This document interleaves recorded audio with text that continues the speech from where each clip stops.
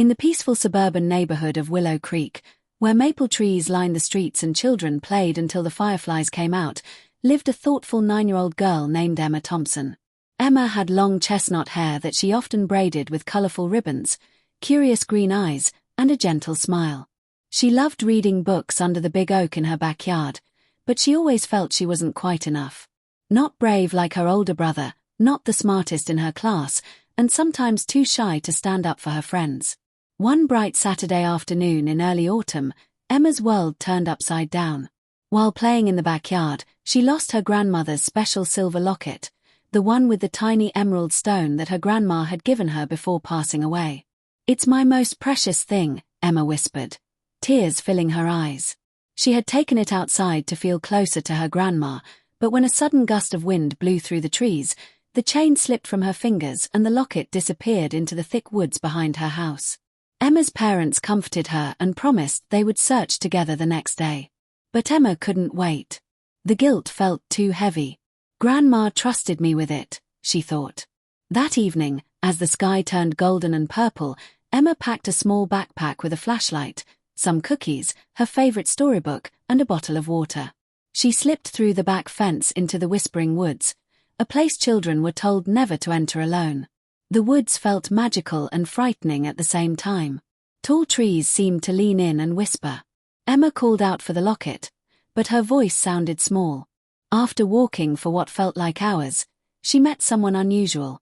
Under an ancient oak tree sat Mrs. Eleanor, a kind retired teacher with Silver Street hair and warm brown eyes. She was known in the neighborhood for telling wonderful stories. Mrs. Eleanor smiled gently when she saw Emma. "Lost something important, dear?" she asked. Emma told her everything, her voice cracking with sadness. Mrs. Eleanor listened carefully and said, "Sometimes the things we lose help us find something even better inside ourselves. Would you like a friend on this journey?" Together they walked deeper into the woods. Soon they met Leo, a shy, fluffy brown dog with big scared eyes who had wandered away from home. Leo was afraid of everything: loud leaves, his own shadow, even butterflies. "I'm too much of a coward," he whimpered.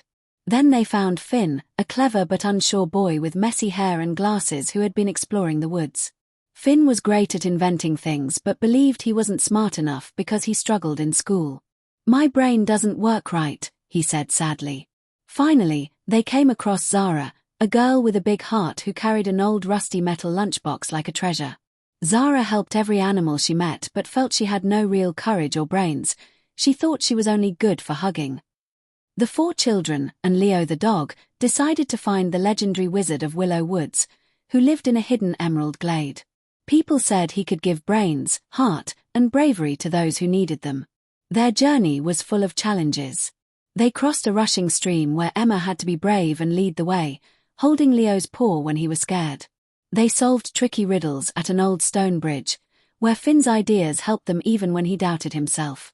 When a big storm came and a fallen tree blocked their path, Zara's kindness calmed everyone and gave them strength to work together. There were hard moments too. Once, Emma wanted to turn back. "I'm not brave enough. I'm not smart enough.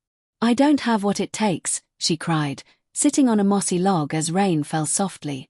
Mrs. Eleanor sat beside her and said, "The greatest wizardly secret is that you already carry bravery, heart, and brains inside you. You just need to believe it." After many hours, they reached the beautiful emerald glade where the wizard lived. But instead of a powerful magician, they found an old man with kind eyes, Mrs. Eleanor's husband, who had once been a beloved principal. He smiled warmly and told them, "You don't need gifts from me. Look at what you've already done." Emma had shown bravery by entering the woods to find her locket. Finn had used his clever mind to solve every problem. Zara had shown a heart so big it held everyone together. Leo had found courage by facing his fears with friends. The old man helped them search the glade, and there, shining under a bed of soft ferns, was Grandma's silver locket with the emerald stone. Emma hugged it tightly, tears of joy flowing. The walk home was filled with laughter and stories. When they reached the neighborhood, Emma's parents were waiting with worried but proud faces. They invited everyone for hot chocolate.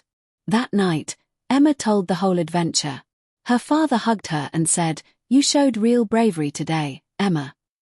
Her mother added, and you brought new friends together with your kind heart. From that day, Emma changed. She still felt scared sometimes, but she remembered she already had bravery, heart, and brains. She helped Finn with his inventions, encouraged Leo to be bolder, and laughed with Zara every day. Mrs. Eleanor became like a grandmother to all of them, telling stories in her garden. Emma started a Willow Club with her new friends where they solved neighborhood problems together, finding lost pets, helping with homework, and being brave for each other. One sunny spring afternoon, as flowers bloomed in Mrs. Eleanor's garden, Emma sat with her locket shining around her neck. Leo curled happily at her feet while Finn and Zara played nearby. Mrs. Eleanor brought fresh lemonade. I thought losing the locket was the worst thing, Emma said softly. But it taught me that I already have everything I need inside me. Bravery, heart, and brains matter, and they were mine all along. Mrs. Eleanor smiled. That, dear Emma, is the greatest magic of all. Emma looked at her friends and felt a warm glow in her chest. The quiet girl who once doubted herself had become brave, kind, and confident. She belonged right here, with her family, her wise neighbors, and her wonderful new friends. From that season on, children throughout Willow Creek heard the story of Emma and the Whispering Woods. Whenever they felt they weren't smart enough, brave enough, or kind enough, they remembered Emma's journey. They learned that the most wonderful wizard lives inside each of us. Emma tossed a stick for Leo, watching him chase it with joyful barks. She smiled up at the bright blue sky, heart full of gratitude. The scary adventure had taught her the most important truth. You already have everything you need to be wonderful. And that truth made every day brighter and every friendship stronger.